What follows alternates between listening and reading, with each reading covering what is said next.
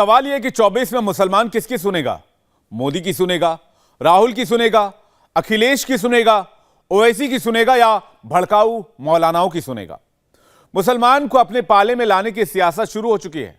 अब तक जो ओवैसी सिर्फ मुसलमान मुसलमान करते थे, अब वो एक नए इक्वेशन पर काम कर रहे हैं जिसका नाम है MDA। ओवैसी को भरोसा है कि इक्वेशन अगर काम कर गया तो पहली बार वो मजलिस की पतंग को विधानसभा चुनाव में और 24 के बैटल में ग्राउंड में उड़ा सकते हैं। लेकिन क्या यह संभव होगा? क्योंकि इस बार टीम मोदी ने भी मुसलमानों को लेकर बड़ा प्लान बनाया है और मुसलमानों का एक धड़ा मोदी को सुनने के लिए भी तैयार है। लेकिन मोदी को भी मुसलमानों से कुछ कहना है। मुस्लिम वोट बैंक के इकोसिस्टम की लेटेस्ट रिपोर्ट क्या कहती है, आइए देखते हैं। ओवैसी किसके टीम बी हैं?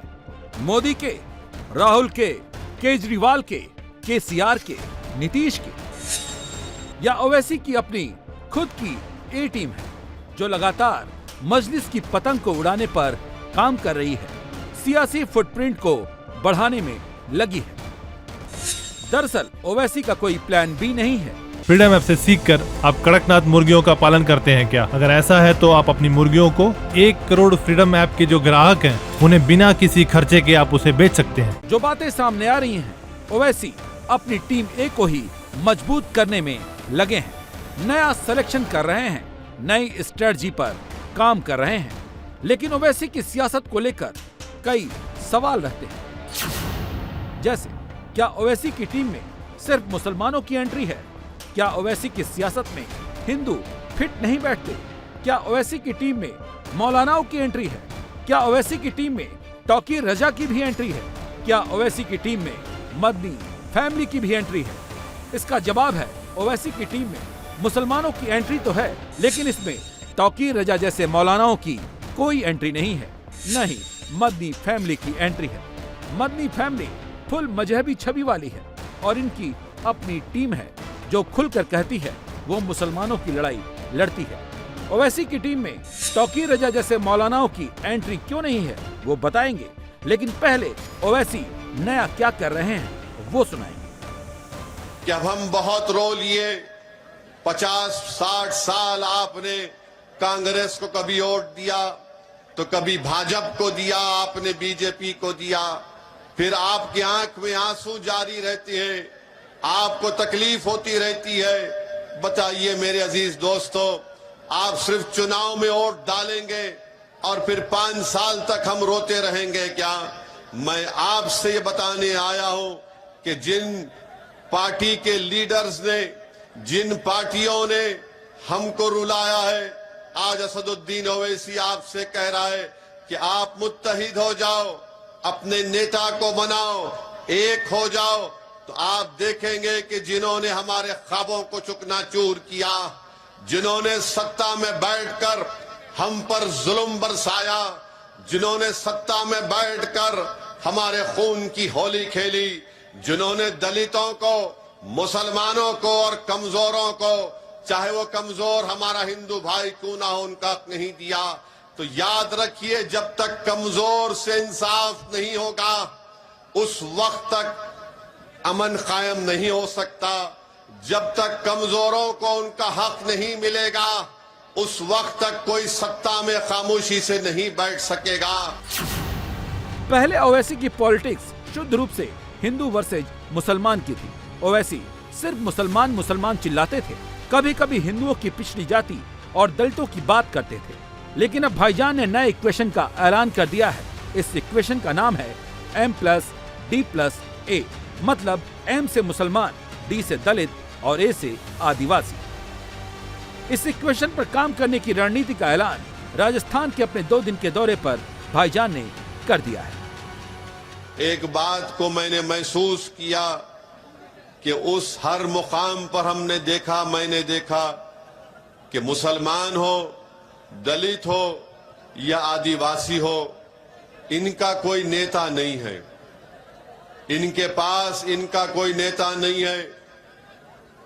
और जब चुनाव आता है तो मुसलमान हो, दलित हो, आदिवासी हो, सबसे ज्यादा अगर कोई वोट डालता है तो मुसलमान, दलित और आदिवासी वोट डालता है। मगर आज आपको इस बात को समझाने के लिए भी आया हूं कि जब तक ये कमजोर समाज इस बात को महसूस नहीं करेंगे और एक तय नहीं कर लेंगे कि हम वोट डालते आए हैं मगर अब हमको वोट लेना पड़ेगा, और जब आप वोट लेने की बात करेंगे तब आप अपने दरमियान से किसी को अपना नेता बनाना पड़ेगा। अब ओवैसी क्यों मुसलमान भाई के साथ साथ हिंदू भाई कर रहे हैं? क्यों मुसलमान दलित आदिवासी समीकरण की माला जप रहे हैं? तो वो भी समझ लीजिए। दरअसल ओवैसी को समझ में आ गया है, मुसलमानों की बात तो वो करते हैं, तकरीरें भी करते हैं, भीड़ भी जुटा लेते हैं, लेकिन मुसलमानों के 14% वोट भी उन्हें नहीं मिल पाते। पिछले यूपी विधानसभा चुनाव में ओवैसी की पार्टी के परफॉर्मेंस पर बस गौर कीजिए। 2017 के यूपी विधानसभा चुनाव में AIMIM ने 38 उम्मीदवारों को मैदान में उतारा था, खूब प्रचार किया था, लेकिन उन्हें मुसलमानों के सिर्फ 0.2% वोट मिले और सभी की जमानत जब्त हो गई। लेकिन 2022 में मजलिस ने 100 कैंडिडेट उतारे और 22 लाख से अधिक वोट हासिल किया, जो पहले मिले वोटों की तुलना में काफी ज्यादा थे। ओवैसी की पार्टी को 2017 में जहां 0.2% वोट मिले, वहीं 2022 में उन्हें 0.4% वोट मिले, लेकिन इस बार 100 में से 99 पर जमानत नहीं बची। लगभग यही हाल दूसरे सूबों में भी था और इन पर इसीलिए आरोप लगते रहे हैं, न ये जीतते हैं और न जीतने देते हैं, मुसलमानों का वोट बांट लेते हैं। इसीलिए ओवैसी अब खुलकर मुस्लिम हिंदू दलित और हिंदू आदिवासी की बात कर रहे हैं। और राजस्थान में जब वो बाड़मेर में पहुंचे तो उनके मंच पर दलित नेता उदाराम चौधरी नजर आए। इस मंच से ओवैसी ने जुनैद नसीर का जिक्र किया तो दलित जितेंद्र मेघवाल की हत्या पर भी जमकर गरजे। राजपूतों से सबक हासिल करना पड़ेगा। जब राजपूत अपनी नेता को बनाते हैं, कोई उनका नेता भाजपा में होता है, कोई कांग्रेस में होता है, तो किसी को तकलीफ नहीं होती है।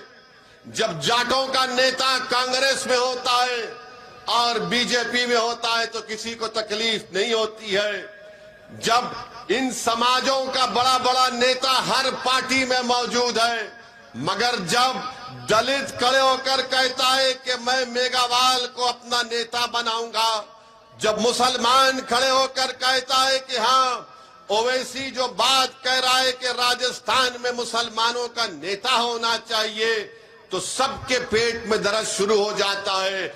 अरे जब गुज्जर का नेता हो सकता है, राजपूत का नेता हो सकता है, जाट का नेता हो सकता है, अरे हर बरादरी का नेता हो सकता है, तो क्यों नहीं राजस्थान के दलित और मुसलमान अपना नेता बनाते हैं?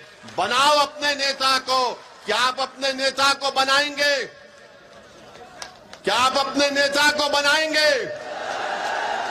ये नेता आपके दरमियान से उठेगा, कोई आसमान से आने वाला नहीं है। आप कोई जमीन के नीचे से निकल कर नहीं आएगा, वो तुम्हारे दरमियान से उठेगा। उसको तुमको अपना नेता बनाना पड़ेगा।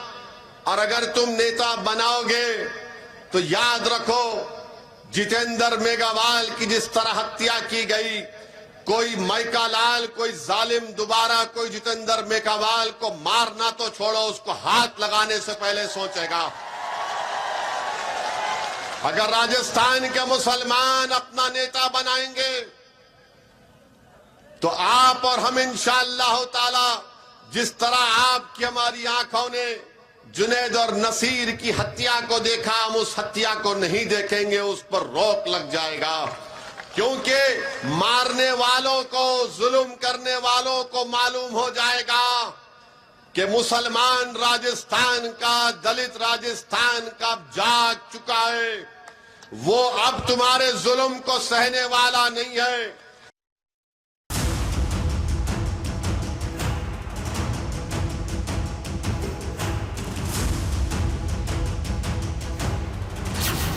राजस्थान में ओवैसी का 40 से 45 सीट पर चुनाव लड़ने का प्लान है।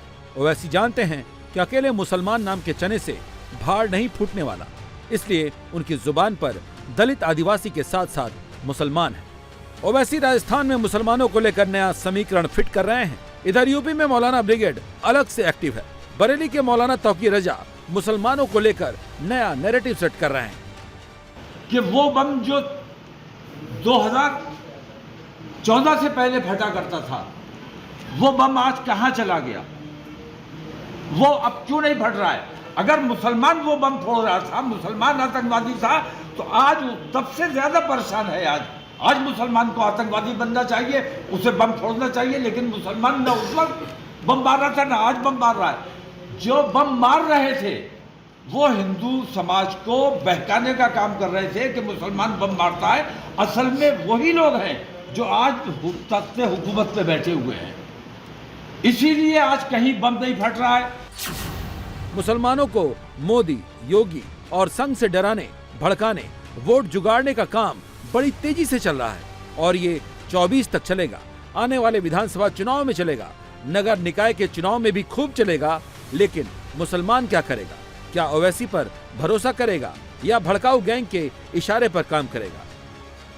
इसका जवाब लखनऊ में शिया महासम्मेलन से आया। मुसलमानों से मोदी को क्या शिकायत है, वो शिया धर्मगुरु कल्ब जब्बाद ने बताया। हिंदुस्तान में सबसे ज्यादा महरूम अगर कोई कौम है तो वह शिया कौम है, क्योंकि सच्चर कमेटी की रिपोर्ट है कि सबसे ज्यादा पसमानदा मुसलमान हैं और मुसलमानों में सबसे पसमानदा शिया, क्योंकि हम तक कोई भी गवर्नमेंट का पैकेज नहीं पहुंचता है, गवर्नमेंट की कोई स्कीम भी हम शियों तक नहीं पहुंचती है। हमारे नौजवान कसरत से बेरोज़गार हैं, हमारे जो जरदोज हैं वो तकरीबन फाका कशी का शिकार हैं। लिहाजा हमने ये जलसा इसलिए बुलाया है कि अपनी बात हुकूमत तक पहुँचाएँ और अपने मुतालबात हुकूमत तक पहुँचाएँ। जब मैं पहली मरतबा यहाँ के वज़ीर आज़म मोदी साहब से मैं मुलाकात की और उस वक्त कहा कि भाई आप तवज्जो कीजिए हमारी तरफ, मुसलमानों की तरफ ख़ास तौर से और हमारी कौम की तरफ ख़ास तौर से, तो उन्होंने जवाब दिया था, वो जवाब मैं आपके सामने पेश करना चाहता हूँ। उनका जवाब ये था कि मुझे खुद शिकायत ये है कि मुझसे शिकायत नहीं की जाती। अगर मुझसे शिकायत की जाए, मुझ तक शिकायत पहुँचाई जाए तो मैं उसका हल पेश करूँ। तो ये जलसा उसी लिए है कि जो हमारी शिकायतें हैं उन तक पहुँचें ताकि उन शिकायतों का वो हल करे।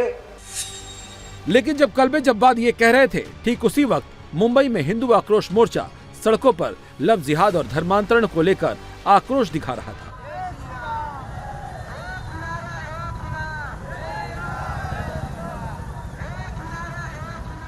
जिसकी बात न ओवैसी करते हैं न तौकीर रजा। जो महामोर्चा निकाला गया है हिंदू जन आक्रोश मोर्चा में, अब बीजेपी के वरिष्ठ नेता और स्थानीय पूर्व विधायक नरेंद्र मेहता खुद मौजूद है यहाँ पर इस मोर्चे का। फ्रीडम ऐप से सीखकर आप कड़कनाथ मुर्गियों का पालन करते हैं क्या? अगर ऐसा है तो आप अपनी मुर्गियों को 1 करोड़ फ्रीडम ऐप के जो ग्राहक हैं उन्हें बिना किसी खर्चे के आप उसे बेच सकते हैं। अपना जो नेतृत्व है वो करते हुए उनसे बात करते हैं। बरेली के बड़े मौलाना हैं, तौकीर रजा उनका नाम है। आज उन्होंने एक स्टेटमेंट दिया है। उनका कहना है कि प्रधानमंत्री नरेंद्र मोदी धृतराष्ट्र हो गए हैं, आंखें होते हुए भी अंधे हो गए हैं, मुसलमानों पे अत्याचार पूरे देश में हो रहा है लेकिन वो ध्यान नहीं दे रहे हैं। क्या कहेंगे? मोदी जी का ध्यान हर एक के ऊपर है। उन्होंने हमेशा कहा है कि मैं देश के 135 करोड़ जनता की सेवा करना आया हूँ। वो किसी व्यक्ति विशेष या मजहब के खिलाफ नहीं है, लेकिन जो गलत है वो गलत है, सही है वो सही है। और हमें विश्वास है मोदी जी के ऊपर, इस देश की सरकार के ऊपर कि जन आक्रोश मोर्चा जिस विषय पे निकाला गया है इसकी सरकार दखल लेगी। वो ऐसी जहाँ कहीं भी जाते हो कहते हैं मुसलमान खतरे में है, उनके ऊपर अत्याचार हो रहा है। क्या कहेंगे? राजस्थान में भी गए तो वही बात बोल रहे हैं। वापस का है कि हम लड़ाई भाइयों के खिलाफ भी लड़ते, अपने परिवार के साथ जब हक की बात आती है हम लड़ते, तो ये किसी मजहब के खिलाफ नहीं है। हम अपने हक के लिए लड़ रहे। जो गतिविधियां गलत तरीके से हो रही है उसे रोकने के लिए कानून बने, इसके लिए हमारी लड़ाई है। इंडिया टीवी हर वक्त हर जगह डाउनलोड करने के लिए सर्च करें India TV news Google play store या ऐप स्टोर पर।